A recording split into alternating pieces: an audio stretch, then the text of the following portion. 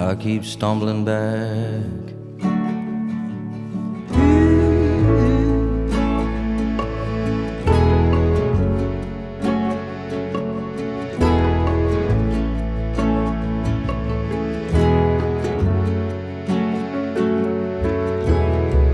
Ivory bone, opera glass, angles of attack.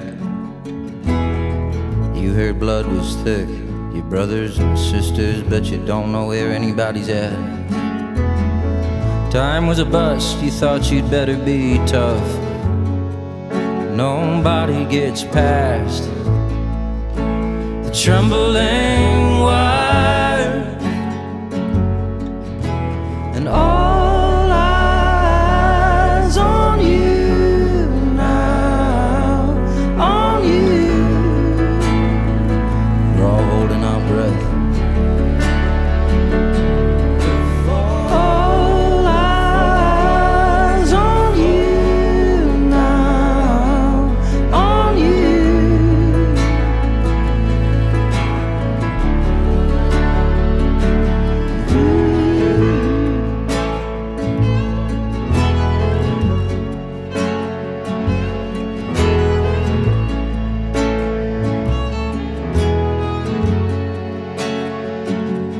We all break a little. We all break a little. We all break a little. When we fall, everybody keeps saying, get up. Get up.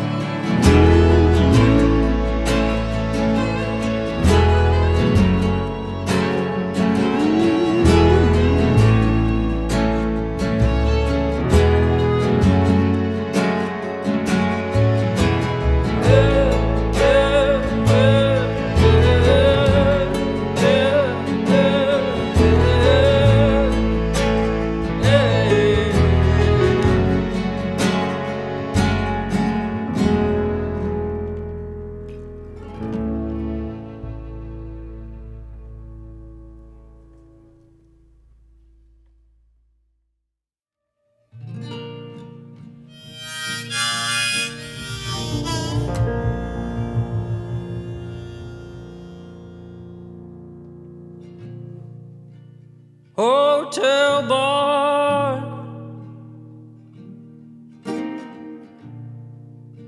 second hand,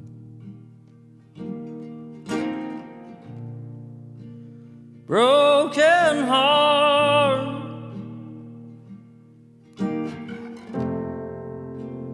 busted strings.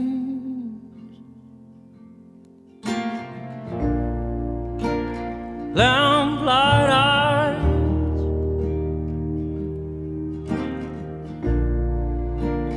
telephone wires,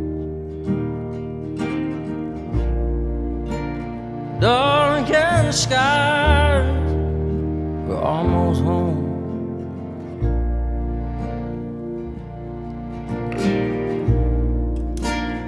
I've been burning daylight, running even midnight, caught fire.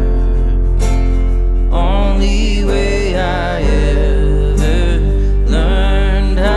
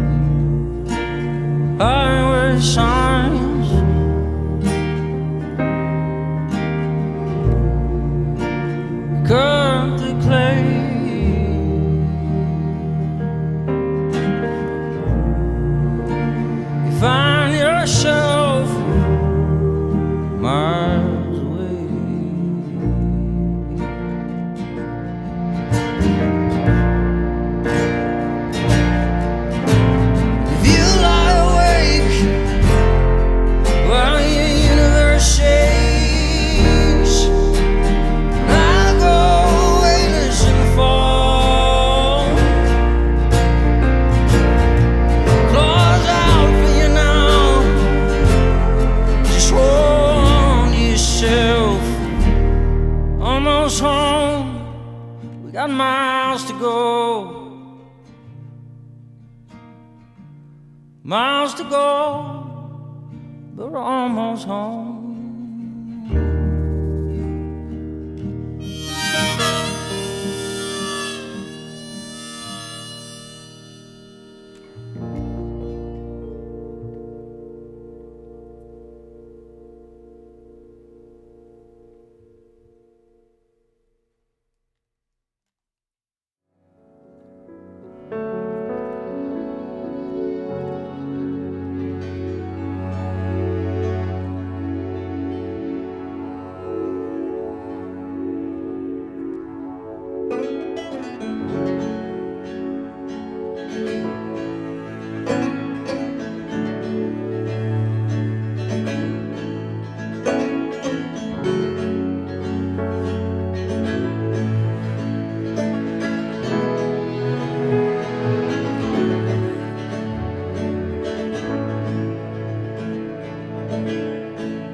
55 mile signs, thunder cracking lightning, while something else inside shines like the 4th of July.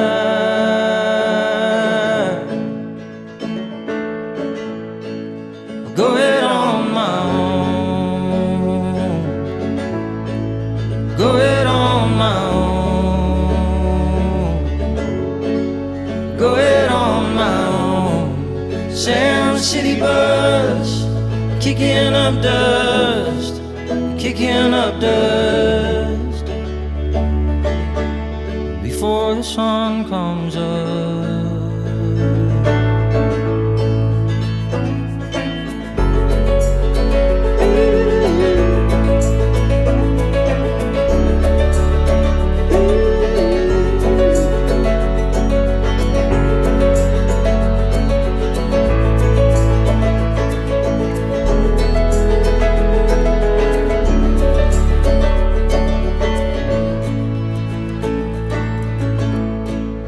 Devil sees us now,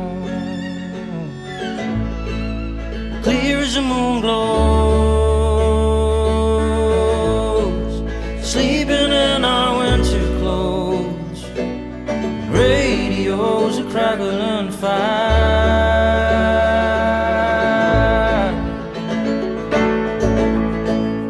Go it on my own,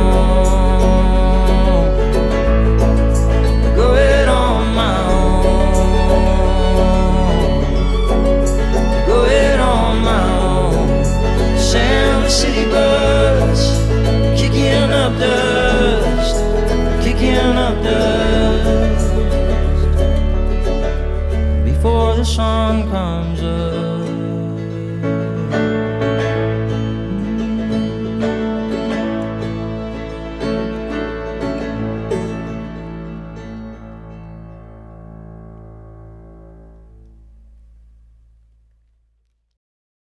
Hello, my name is Mac Wilson from The Current, and I am joined in the Current studio today by Gregory Alan Isakov. Hello, Gregory. Hey, how's it going?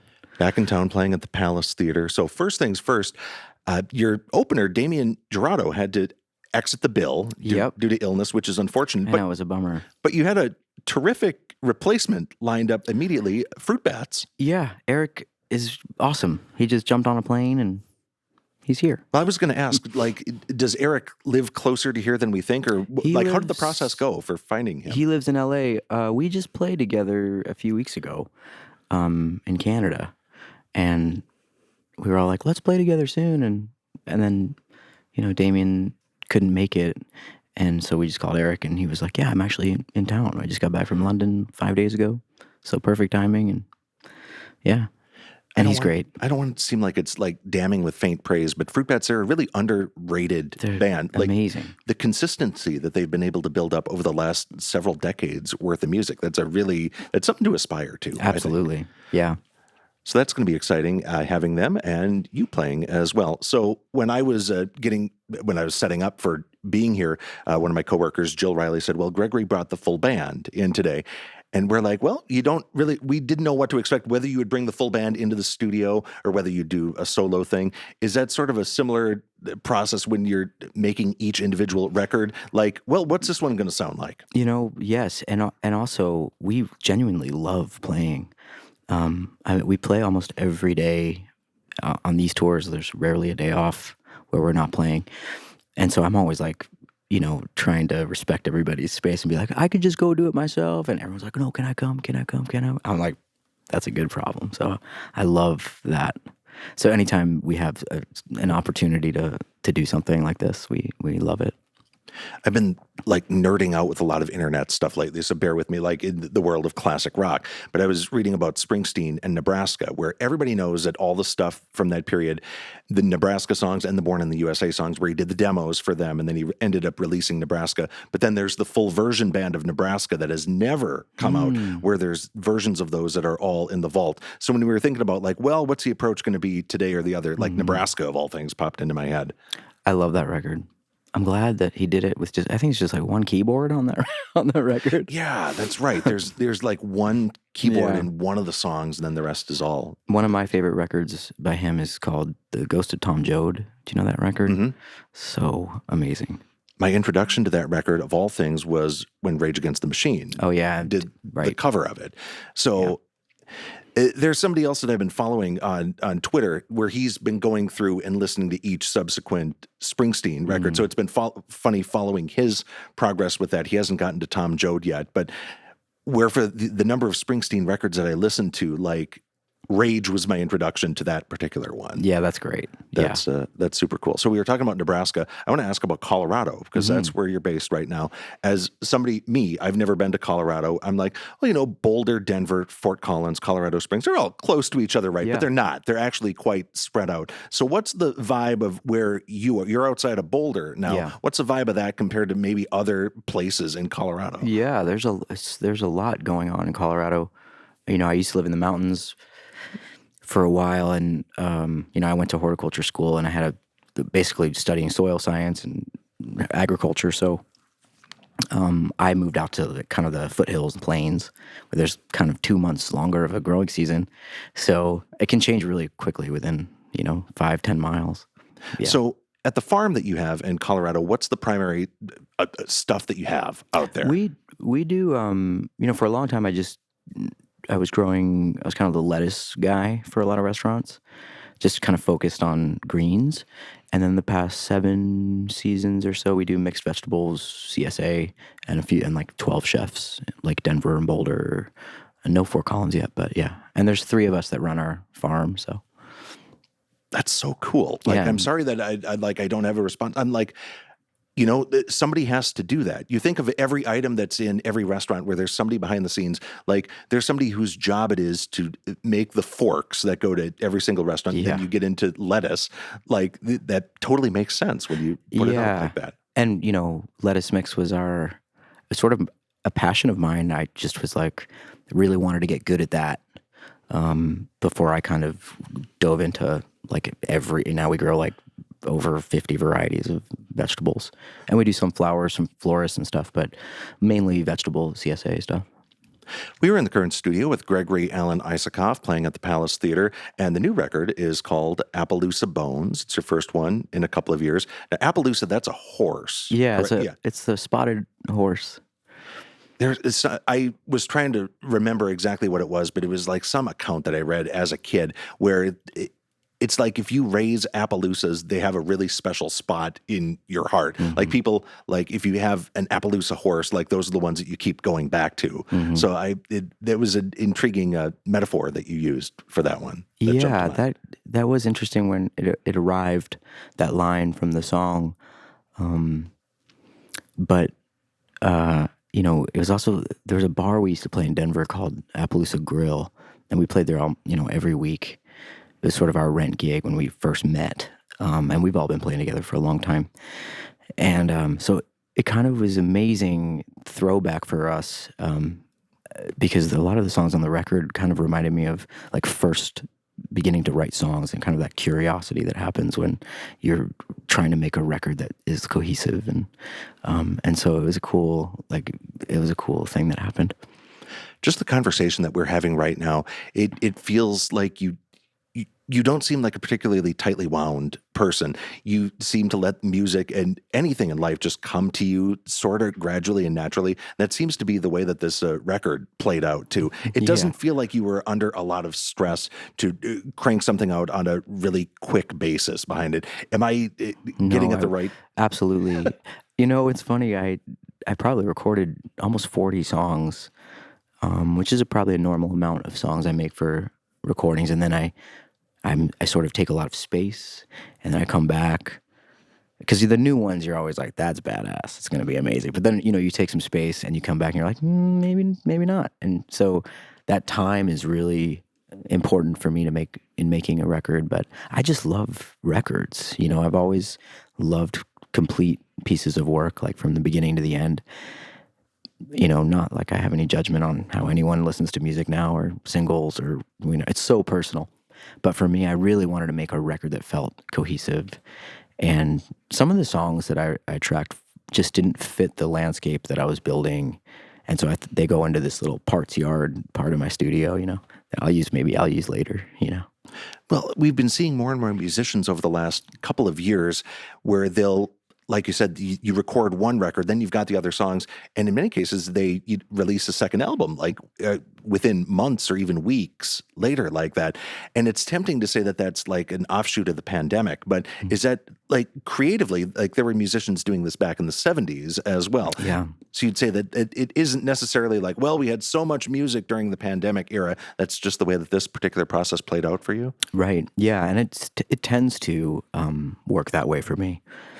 But I remember, going, even when I was just solo in my truck playing, throughout the Northwest and stuff, I would finish a little tour, and I'd get ready to go out again the next season or the next winter. And, all my friends were like, well, you need a new record to go on tour. That's what you need. And for me, I was like, I don't, records aren't merch. Like, hopefully they're going to be around after we die, hopefully. And let's make a t-shirt instead, or something else. So I think records for me, it's okay if it takes a little bit longer to make sure it's something that I want to share with people, and hopefully it'll live a little bit. Well, Gregory, it's been a joy welcoming you in, and your band as well. It was wonderful to chat with them, and really beautiful performances of these songs. It feels like you knew what you wanted to do and you nailed it, right? Thank you. You walk in, and the cameras may not necessarily show, but there's a lot of setup that was here today, and everything just sounded great. So thank you again for stopping by. Thanks again. Gregory Alan Isakov, thanks for visiting the Current studio. Thanks for having me. The Current is public media made possible thanks to member support.